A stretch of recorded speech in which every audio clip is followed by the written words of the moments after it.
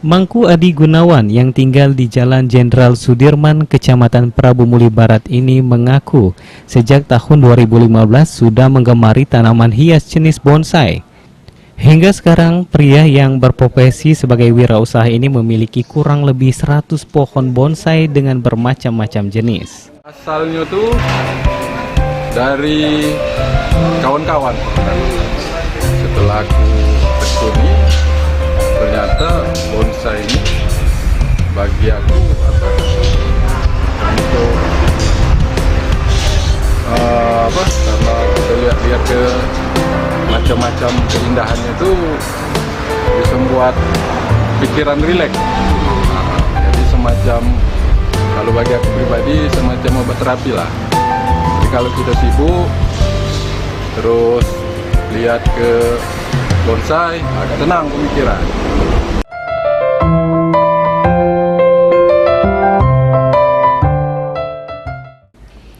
Ketertarikan kepada seni tradisional asal Jepang ini berawal dari temannya.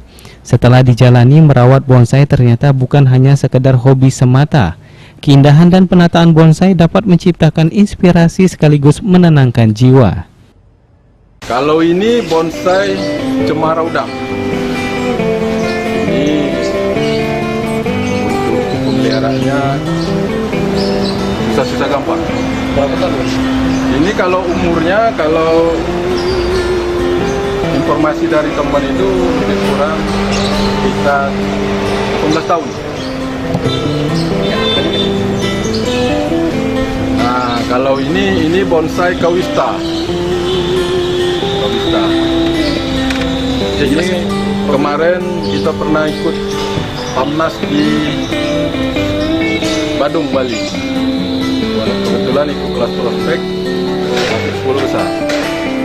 Di antara ini sebenarnya yang perlu aku perhatiin itu cemara. Karena dia cepat subur, rantingnya cepat tumbuh, jadi harus kita potong. Nah, kalau ini anting putri. Ini dari Kepulauan Riau, Karimun Jaya.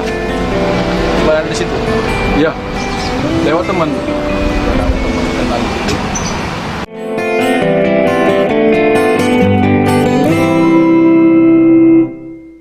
Selama 5 tahun terakhir sudah banyak event, pameran, dan kontes bonsai yang diikuti, mulai dari Prabu Muli hingga luar kota.